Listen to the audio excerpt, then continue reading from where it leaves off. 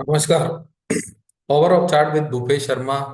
और Bhupesh Sharma power of chart में आपका स्वागत है। और आज बात करेंगे बाजारों की कि क्या बाजार में रिकवरी संभव है आने वाले समय में। और उस पर थोड़ी सी फंडामेंटल कुछ बातें करेंगे। और उसके बाद जानेंगे वीडियो में कि टेक्निकल व्यू क्या कहता है, कुछ फंडामेंटल कुछ टेक्निकल।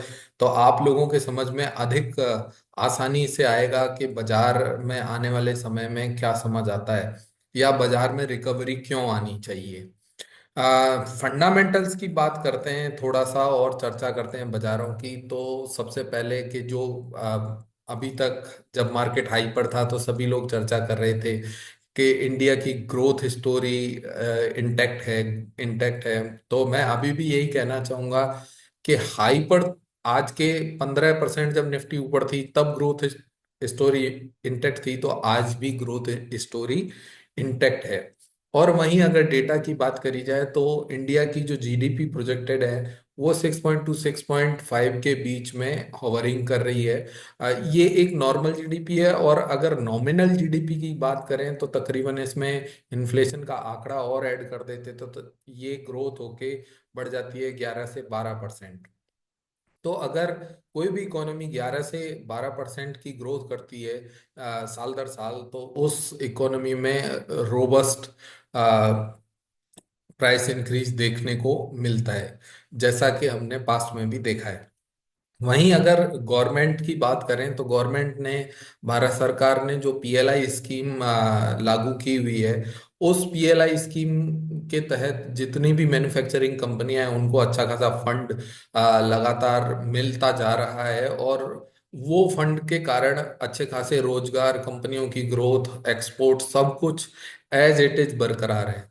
अभी जो बाजारों की गिरावट जो देखी गई है वो बाजारों में गिरावट किसी इन कारणों से जो जिनको कहें कि मैक्रो इश्यूज के द्वारा देखने को नहीं मिली। अभी जो गिरावट देखने को मिली है वो माइक्रो इश्यूज या कहेंगे कि वैल्यूएशंस बहुत अधिक होने के कारण बाजारों में गिरावट देखने को मिली है। वहीं अन्य बाजार की अन्य पॉइंट की बात करें तो कहेंगे कि डिजिटल इकोनॉमी की जो ग्रोथ है भारत की वो इंटेक्ट है। मुझे लगता है कि जिस तरीके से यूपीआई के पेमेंट्स बढ़ते जा रहे हैं या जितना भी जो डिजिटल इंफ्रास्ट्रक्चर भारत में तैयार हुआ है पिछले दिनों में, मुझे लगता है कि वो डिजिटल इंफ्रास्ट्रक्चर का इफेक्ट हमें भारत की इकोनॉमी में आने वाले सालों में साल दर साल और क्वार्टर, हो सकता है 2 क्वार्टर, 3 क्वार्टर, 4 क्वार्टर बाद और ज्यादा रोबस्ट तरीके से देखने को मिलेगा। जहां तक डिजिटल की बात करें तो डिजिटल में आजकल सब कुछ ही डिजिटल होता जा रहा है, चाहे यूपीआई का पेमेंट है, चाहे डिजिटल का लोन है, चाहे डिजिटल के लोन के पेमेंट हैं, चाहे डिजिटल बैंकिंग है, चाहे डिजिटल के प्लेटफॉर्म्स हैं, चाहे इंटरनेट प्लेटफॉर्म्स हैं, सभी कुछ डिजिटल पर धीरे धीरे शिफ्ट होता जा रहा है। तो मुझे लगता है कि जैसे जैसे डिजिटल पर इकोनॉमी शिफ्ट होगी उसी तरीके से बाजारों में ग्रोथ और स्टेबल होती जाएगी। मुझे लगता है कि कहीं भी बाजारों में आने वाले समय में कोई दिक्कत नहीं रहनी चाहिए। बहुत सारी कहावतें जब मंदी आती है तो वो मोटिवेट करती है कि भाई अच्छी वैल्यू हमें तभी मिलती है जब बाजार बॉटम पर होते हैं, या हमें कहने को सुनने को मिलता है कि यू शुड बाय वैल्यू। तो वैल्यू हमें जब भी मिलती है जब हम बाजारों में नीचे में खरीदते हैं। या हम बात करें कि बाजारों में हमें कब खरीदना चाहिए, हम जब इंडेक्स टॉप से 10 से 15%, 20%, 25% नीचे होता है तब हम खरीदते हैं, तब हमें वैल्यू मिलती है। ये सब बात सुनने में अच्छी लगती है परंतु करने में थोड़ी कठिन रहती है। इसलिए इन बातों पर विशेष ध्यान रखना चाहिए कि हमें बाजारों को कब खरीदना है। चाइना प्लस वन की बात करें और ट्रम्प टैरिफ वॉर की बात करें तो मुझे लगता है कि चाइना प्लस वन का जो इफेक्ट है, क्योंकि मिस्टर ट्रम्प कोई भी रिडक्शन देने के मूड में नहीं है चाइना को। तो उनका जो चाइना पर कॉन्फिडेंस है वो इतना अधिक नहीं है। और चाइना वो डाउनग्रेड हमेशा ही रखेंगे जब तक वो कार्यकाल में रहेंगे।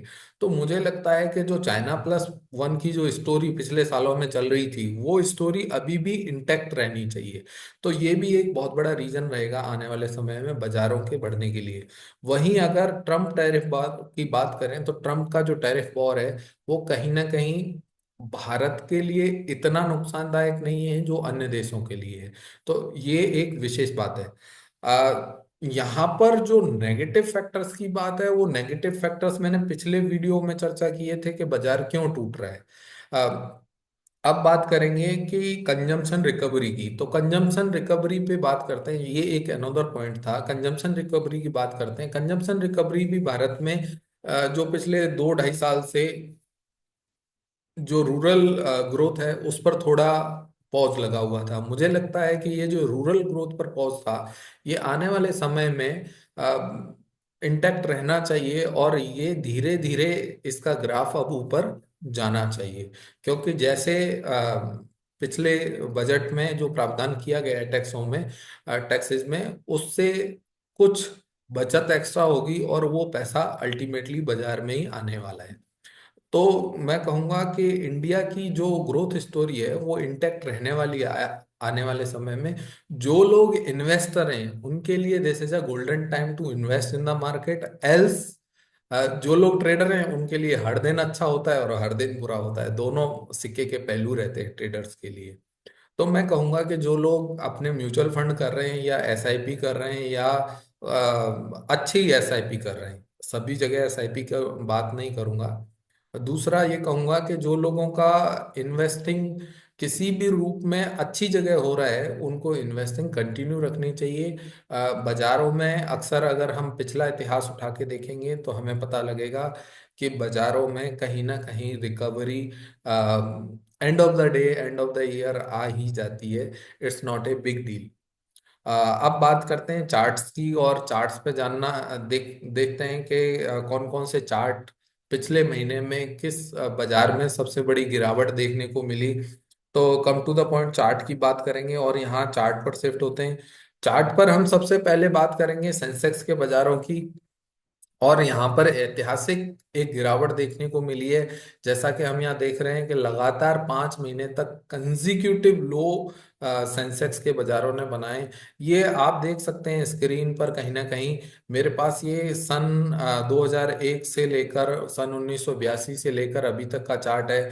आप एक बड़ी मंदी 2008 के दौर में देखेंगे, परंतु वहां भी कंजिक्यूटिव फॉल नहीं हुआ। एक कंजिक्यूटिव 3 मंथ का फॉल हम कोविड में देखेंगे। कई गिरावटें हुई हैं जो इससे अधिक हुई है, पर कंजिक्यूटिव फॉल ये फर्स्ट टाइम देखने को मिल रहा है। तो हो सकता है, जैसा कि मैं आप लोग देख पा रहे हैं, सेंसेक्स का जो चार्ट ओपन हुआ है, ये मैंने बीते कल एक लाइन ड्रॉ करी थी, और इस लाइन के द्वारा ये समझाने का प्रयास किया था कि ये जो लो लगे हुए हैं आपके, जो विशेषकर चुनाव के समय के जो लो लगे हुए हैं, ये लो के जो कैंडल बनी हुई है, ये मुझे लगता है कि 70,200 का भाव पेनिट्रेट नहीं होना चाहिए। आई होप के government should take some decisions or may come with some reforms, so market should take a decent bounce back। तो मुझे लगता है कि अब this is a golden time to invest. I am not saying for the trading side. तो यहाँ पर हमें इन्वेस्टिंग का कुछ ना कुछ ध्यान रखना चाहिए। अभी बहुत सारे ऐसे स्टॉक्स हैं जिन स्टॉक्स में हम इन्वेस्टिंग कर सकते हैं। तो आप लोगों को अगर किसी को हमारी सेवाएं ज्वाइन करनी है या सेवा चाहते हैं कि भाई आप लोग पूछें कि वो कौन से स्टॉक्स हैं, तो आप हमें व्यक्तिगत नंबर पर संपर्क कर सकते हैं। व्यक्तिगत नंबर मेरे डिस्क्रिप्शन में दिया हुआ है। आप वहां से नंबर लें और उस पर कॉल करें, और आपको एक आइडिया आ जाएगा कि हमारे स्मॉल केसेस के क्या चार्जेस हैं, या हमें कौन कौन से अच्छे स्टॉक्स हैं वहां हमें इन्वेस्ट करना चाहिए, या हमें अपने पोर्टफोलियो को किस तरीके से शिफ्ट करना चाहिए। जो घटिया स्टॉक है वहां से निकल के अच्छे स्टॉक्स में किस तरीके से शिफ्ट होना चाहिए, या कोई उन घटिया स्टॉक्स में बना रहना चाहता है तो उनमें बने रहें। कौन से अच्छे स्टॉक्स हैं, कहाँ अच्छा इन्वेस्ट करें, वहां भी आप फोन करके व्यक्तिगत आप जान सकते हैं। दूसरा मैं कहूंगा कि आप लाइक शेयर सब्सक्राइब जरूर करें। मुझे उम्मीद है कि ये जो हम कंटेंट बना रहे हैं, ये हिंदुस्तान के बेहतरीन कंटेंट में से एक कंटेंट रहेगा। आपको एकदम सॉलिड और बहुत अच्छी सलाह दी जा रही है यहाँ। मुझे उम्मीद है कि अगर आप लोगों को अच्छा मेरा वीडियो लगता है या अच्छी मुझे मेरी सलाह अच्छी लगती है, तो इसको लाइक शेयर सब्सक्राइब जरूर करें। सब्सक्राइब विशेषकर जरूर करें, क्योंकि आप लोगों के लिए कोई भी नई वीडियो आएगी तो उससे आपको नोटिफिकेशन आ जाएगा। नोटिफिकेशन वेल पर जाकर स्पेशली ऑल पर क्लिक करेंगे तो आपको सभी नोटिफिकेशन मिलते रहेंगे हमारे चैनल पर। आप कमोडिटीज, विशेषकर gold silver crude copper natural gas, इसके अलावा एग्री कमोडिटीज और इसके साथ ही स्टॉक मार्केट का एक कॉम्बिनेशन मिलता है। You will get a more precise advice from from our side. तो हम कहेंगे कि आप लोगों को हमारे चैनल पे बना रहना चाहिए, लाइक शेयर सब्सक्राइब जरूर करें, ये मेरी हम्बल रिक्वेस्ट रहेगी, नॉट ए फोर्सफुल एडवाइस। तो सबसे पहले बात हमने सेंसेक्स की करी। सामान्यतया जब बाजारों में इस तरीके की गिरावट आती है तो बाजारों में जो रिकवरी का जो पैरामीटर रहता है वो थोड़ा टफ रहता है, थोड़ा टाइम लेता है बाजार रिकवर होने में। तो मुझे लगता है कि बाजारों में एक अच्छे जो सपोर्ट बने हुए हैं, फरवरी में जो बाजार की गिरावट है तकरीबन 5.5% की गिरावट बाजारों में देखने को मिली है। मुझे लगता है कि ये गिरावट अब आगे जाके थोड़ी सी रुकनी चाहिए। मैं ये नहीं कह रहा कि बाजारों का ट्रेंड या मोमेंटम पॉजिटिव है चार्टिकली। बाजारों में कहीं ना कहीं 71,580 से लेके 71,000 एक बहुत बेहतरीन सपोर्ट कहीं ना कहीं बाजार में दिखाई देता है। तो 71,500, 72,000 और 71,000, ये तीन लेवल्स को नोट करें। आई होप कि these three levels are the most precise and most impactful for the upcoming market, upcoming days. So focus on these three levels. तो यहाँ से रिकवरी के लिए टाइम लगेगा। कम टू अनदर पॉइंट कि भाई निफ्टी, सेंसेक्स में तो ये लगा, भाई निफ्टी में क्या लगा? तो निफ्टी जैसा सेंसेक्स चलता है वैसे ही निफ्टी चलती है। तो निफ्टी में भी हम देख पा रहे हैं कि तकरीबन तकरीबन 16% की गिरावट आई है। पिछले हफ्ते में देखा जाए, पिछले महीने में देखा जाए तो 5.89% की गिरावट देखने को मिली है। वहीं निफ्टी की बात करें तो तकरीबन 20% का जो लेवल है किसी भी बेंचमार्क इंडेक्स के लिए बड़ा बड़ा ही की लेवल होता है। 21,854 के लेवल को बहुत ध्यान रखना चाहिए। तो मैं कहूंगा 21,900 से लेके 21,800, 21,900 और 21,700, ये तीन लेवल्स बाजार के लिए की लेवल्स हैं। आने वाले समय में बाजार में इन लेवल से रिकवरी की बहुत अधिक संभावना रहेगी। अब मुझे नहीं पता कि भविष्य में क्या होने वाला है, परंतु फिर भी एक संभावित ये आइडिया है हमारा। वहीं अगर बात करी जाए अन्य इंडिसेस की, तो सबसे पहले हम बैंक निफ्टी की बात करेंगे। अदर इंडिसेस में तो बैंक निफ्टी का अगर आप लोग चार्ट देख पा रहे होंगे तो जो मेजर इंडिसेस है वहां पर 5-5 महीने का फॉल देखने को मिल रहा है, परंतु बैंक इंडिसेस की बात करें तो यहाँ पर 3 महीने का ही फॉल हमें देखने को मिल रहा है बाजारों में। और ये फॉल हमें ये दर्शाता है कि मार्केट में this is the out performer indices. तो बैंक निफ्टी में हमें ये ध्यान रखना चाहिए कि बैंक निफ्टी में अब बैंक निफ्टी में पहले गिरावट कम थी, और जब रिकवरी आएगी तो बैंक निफ्टी में comparative to the other indices हम देख पाएंगे कि निफ्टी बैंक में रिकवरी फास्ट होगी comparative to other. CNX 100 is same like Nifty, CNX 200 same like Nifty. वहीं निफ्टी ऑटो की बात करेंगे, और उससे पहले जो अपना मेजर इंडिसेस है वो है निफ्टी आईटी। निफ्टी आईटी की बात करें तो निफ्टी आईटी में बहुत बड़ी गिरावट देखने को मिली है। हमेशा से ये देखा जाता है कि जब जब बाजार टूटते हैं तब तक बाजारों में निफ्टी आईटी हमेशा सपोर्ट करता है। तो निफ्टी आईटी का जो बाजार है, निफ्टी आईटी के बाजार पे हमें विशेष ध्यान रखना चाहिए। मुझे लगता है कि निफ्टी आईटी का जो बाजार है यहाँ पर बहुत बड़ी गिरावट देखने को मिली है। मुझे हो सकता है कि ये गिरावट एक्सटेंड करे 35,600 या 34,000 तक या 35,000 तक। तो बाजारों में अभी खरीदारी से एक बार दूरी बनानी चाहिए। वीकली अपडेट के लिए हम, मुझे उम्मीद है कि अगले वीक में फिर से एक अपडेट किया जाएगा बाजार के लिए, तो उसका भी आप लोगों को लाभ मिलने वाला है। वहीं अगर अदर इंडिसेस की बात करें तो अदर इंडिसेस में जो अभी कई दिन पहले अगर हम सितंबर के महीने में देखें तो मार्केट का हॉट केक था ऑटो, और अभी जो सबसे बड़ी गले की हड्डी बनी हुई है ऑटो। तो ऑटो के बाजारों में हमें विशेष ध्यान रखना चाहिए कि ऑटो में अभी भी दूरी बना के रखनी चाहिए। कोई भी क्लैरिटी बाजार से अभी नहीं मिल रही है फंडामेंटली, इसलिए ऑटो से दूरी बनाए रखें। अच्छी खासी गिरावट देखने को मिली है, परंतु अभी भी मुझे नहीं लगता कि कहीं भी बाजार में कोई सस्टेनेबल लेवल्स कहीं दिख रहे हैं। वहीं अगर हम बात करेंगे कंजम्पशन की, जो कि मेरा फेवरेट अगर कहें तो इंडिसेस है, और यहाँ कहेंगे कि 9,860 के लेवल का विशेष ध्यान रखें। यहाँ भी एक अच्छा सपोर्ट देखने को मिल रहा है। वहीं एफएमसीजी की बात करेंगे तो एफएमसीजी में भी एक अच्छी गिरावट फरवरी के महीने में देखने को मिली है। तो तकरीबन तकरीबन जितने भी मेजर इंडिसेस है, उन सभी इंडिसेस में एक बड़ी गिरावट देखने को ऑलरेडी मिल चुकी है।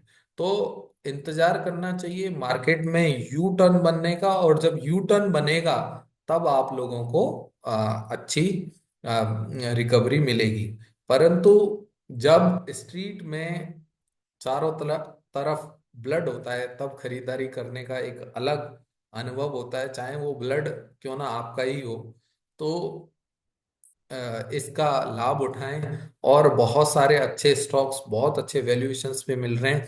हाँ, मिड कैप स्मॉल कैप में कई सारे ऐसे भी स्टॉक्स देखने को मिल रहे हैं जहां पर वैल्यूएशन अभी भी बहुत हाई है।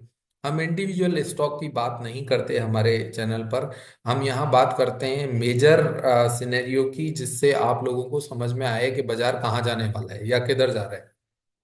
हाल फिलहाल बाजार का जो मेजर मोमेंटम है वो भी नेगेटिव है, मेजर ट्रेंड है वो भी नेगेटिव है। So market should take a pause, after that market should take a recovery.